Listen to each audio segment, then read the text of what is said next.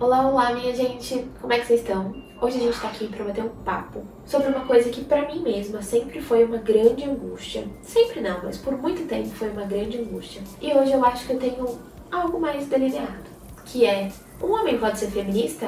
O que vocês acham disso? Bom, eu tenho a minha opinião, eu vou contar pra vocês agora, mas não se esqueçam de já começar comentando o que vocês acham, pra depois do vídeo vocês comentarem de novo me dizendo se mudaram ou não de opinião, beleza?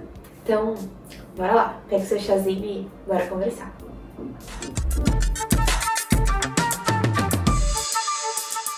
Bom, quero começar esse vídeo dizendo pra vocês que ele é um vídeo completamente da minha opinião.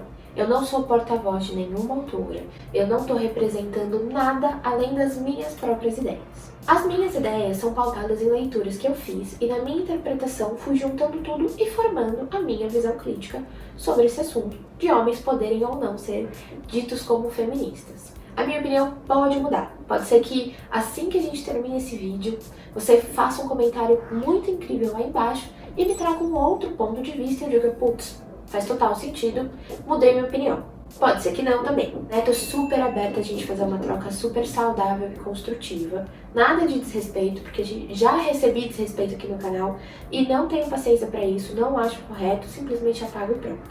Mas tô aqui pra gente dividir as nossas ideias, pra gente poder contribuir bastante pro nosso crescimento teórico e prático. Dito isso, bora lá pra nossa conversa.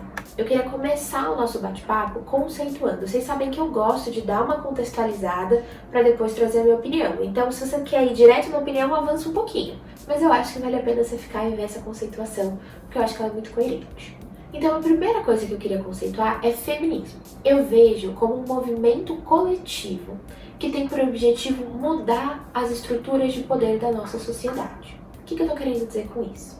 Hoje, o poder da nossa sociedade está concentrado em homens cisgênero, heterossexuais, brancos e ricos. A nossa sociedade concentra o poder que, dado que a gente está vivendo no capitalismo, é ter acúmulo de dinheiro. Esse poder está concentrado nesse perfil de pessoas. Ah, significa que todo homem branco é extremamente rico? Óbvio que não. Significa que 100% das pessoas extremamente ricas no mundo são homens brancos heterossexuais? Não arriscaria o 100% porque eu não fiz uma pesquisa, mas acho que quando a gente para pensar nas figuras de poder da nossa sociedade, a gente está falando da maioria com este perfil. Então hoje a nossa sociedade é organizada de forma que essas pessoas, que eu vou aqui resumir para homens brancos, mas tem todas aquelas outras características incluídas, só para facilitar a nossa fala, então os homens brancos eles estão no topo da nossa sociedade, sendo privilegiados, eles têm vantagens sociais que pessoas diferentes deles não têm. Então, mulheres, comunidade LGBT, pessoas pretas, pessoas transgênero, todo mundo que está fora dessa configuração não tem as vantagens sociais que eles têm. É importante a gente lembrar que essas características elas vão se sobrepondo. A gente não consegue excluir. Se a gente pega uma mulher preta, por exemplo, você não pode dizer, o que pesa mais, o machismo ou o racismo? Ela é uma mulher preta, ela sempre foi uma mulher preta. A sociedade está pesando em cima dela com machismo e racismo juntos. Então, quanto mais características diferentes das posições de poder uma pessoa tem, mais a sociedade vai botando ela para baixo, menos vantagens sociais essa pessoa tem. O próximo passo é a gente pensar que não existe só um movimento feminista. Quando a gente fala de um movimento feminista, parece que todas as mulheres que se classificam como feministas têm as mesmas ideias, compartilham dos mesmos ideais. Isso não existe, pessoas são diferentes, são plurais, e o movimento feminista é assim também. Por isso que eu gosto de chamar de os movimentos feministas. Cada vertente do movimento feminista vai ter alguns ideais que vão se diferenciar de outros. Eu, particularmente, não me defino dentro de nenhum movimento feminista específico. Por quê? Dois motivos principais. O primeiro, eu particularmente não gosto de definir nenhuma vertente que eu seja completamente aliada, porque eu não estudei todos os movimentos feministas a fundo para dizer eu sou ecofeminista, eu sou feminista interseccional. Eu não tenho conhecimento disso. Então eu não acho que faça sentido eu levantar uma bandeira tão específica assim. E o segundo motivo é que eu gosto muito mais de me identificar com ideias do que com caixinhas. E pra mim isso faz sentido. Isso não me impede de ser feminista. Eu vou pegando as ideias que fazem sentido pra mim e vou lutando da minha maneira. Isso não me tira desse movimento coletivo que busca reorganizar as estruturas de poder. Então, se você, assim como eu já tive essa angústia, preciso ter estudado tudo para ter certeza, para então me declarar feminista, pode ficar em paz, tá liberado. A gente pode se identificar com as ideias e já trazê-las para nossa prática, para o nosso dia a dia. Quando a gente pensa em como os homens são criados, é muito importante a gente olhar que o machismo está ali atuando, pressionando esses caras para eles terem um modelo de masculinidade tóxica. Os homens na nossa sociedade, eles não têm permissão para ter sentimentos, para ser sensíveis, para chorar, para demonstrar sentimentos. Eles têm uma obrigatoriedade de performance sexual muito grande. E isso tudo causa um mal gigantesco nos caras, um mal psíquico muito grande, individual e coletivo. Isso não há sombra de dúvidas de que o machismo impacta negativamente a vida dos caras. Não tem sombra de dúvidas. Porém, quando a gente vai comparar o impacto do machismo nos homens e nas mulheres, o sofrimento que se causa nas mulheres é muito maior. Por quê? Porque as mulheres elas são constantemente silenciadas, apagadas, reduzidas a papéis de reprodução e de cuidado apenas. Quando a gente olha para o capitalismo e para o machismo, os dois que atuam muito juntos, não se separam, né? Para eles é muito vantajoso que as mulheres engravidem, reproduzem, cuidem e formem seres humanos que vão virar força de trabalho lá na frente. E elas fazem isso sem nenhuma remuneração. As mulheres, elas são colocadas em situações sem opção de escolha, né? Sem alternativa para escolher. Quando a gente olha para a sociedade, a gente vê que homens e mulheres morrem. Homens morrem por inúmeros motivos, mas só as mulheres são assassinadas pelo simples fato de serem mulheres. Então, quando a gente olha para essa distribuição de gênero na atuação do machismo, a mão do machismo pega muito mais pesado com as mulheres. Nesse processo todo de apagamento, de silenciamento, de exclusão, de tirar alternativas e opções. Eu não estou dizendo que homens não sofrem, reitero isso aqui.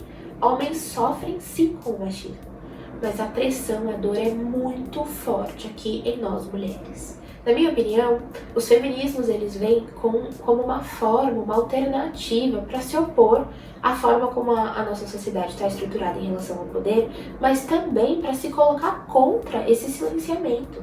Os movimentos feministas são as mulheres tendo voz e se fortalecendo para brigar contra uma estrutura tão forte, tão enrijecida, tão inescrupulosa, que atua contra nós, contra a nossa existência.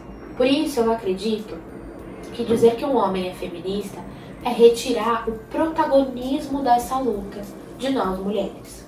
Né? Então dizer que um homem é feminista é pegar esse protagonismo, toda essa luta, essa batalha, e dar de mão beijada para ele dizendo: toma, você oprime, querendo ou não, os homens oprimem as mulheres, mas você pode também ser protagonista disso. Na minha opinião, isso não faz sentido, isso não é bacana. Então, Lari, você tá querendo dizer que os homens têm que ficar de boinha na deles quando a gente fala sobre feminismo? De jeito nenhum! Os homens, eles reproduzem esse sistema machista de maneira consciente ou não, por querer ou não, né? Mas eu acho que fica muito simples quando a gente pensa. Se você tá andando sozinha na rua e você vê um homem, não importa ser o cara mais militante pró-feminismo do mundo, você vê um homem, você vai ter medo, porque ele apresenta um risco, ele querendo ou não. Então eu acho que essa imagem que fica pra gente é muito real do quanto o homem ele representa essa opressão contra nós mulheres, ele representa esse risco pra gente.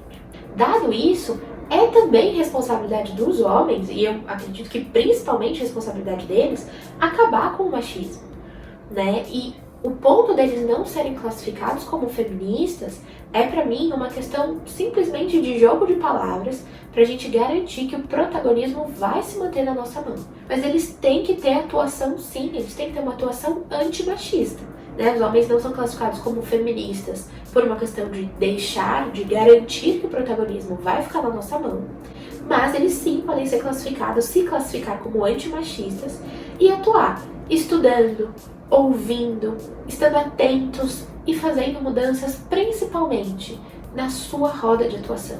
A gente sabe que o machismo atua de uma forma em que homens só ouvem homens. Homens só respeitam homens. Então, se esses caras estão aqui querendo atuar de maneira pró-feminista, antimachista, Esses caras têm sim de atuar nas suas bolhas. Então, um amigo mandou uma foto de mulher pelada no grupo, vai falar, cara, nada a ver isso aí. Ou rolou uma piadinha, o cara tá traindo a esposa, fala, cara, nada a ver isso aí. É se posicionar. É não mais ser passivo, é não mais deixar que aconteça. Puta, mas eu já mudei a minha ideia, eu não faço isso. Ótimo. Parabéns. Agora vamos evoluir, né? Vamos dar mais um passo e vamos atuar para que outros caras também não façam. Então, os homens, eles têm uma atuação muito importante nesse movimento, mas eles têm uma atuação secundária. O protagonismo é nosso. Feministas somos nós, mulheres. Os caras podem ser antimachistas. Sim, e eles podem sim atuar. E eles têm a obrigação de atuar. Essa é a minha opinião, pautada em todas as discussões que eu tenho feito, nos grupos de encontro que eu tenho participado, nas minhas leituras. E, de novo, é uma opinião que pode mudar se eu achar que faz sentido, se conforme a gente for trocando, eu repensar algumas coisas e falar, putz, acho que... E aí vem um novo vídeo pra vocês. Quero saber o que vocês acharam. Conta pra mim aqui nos comentários. E não se esqueça de curtir. E se não tá inscrito, se inscreve aqui nesse canal, porque vocês vão ver que tem muita coisa boa. Já aproveita, entra aí, tem muito vídeo, muito conteúdo. E compartilha esse vídeo com aquela pessoa que tá precisando saber isso aqui. Combinado? Um beijo e até a próxima.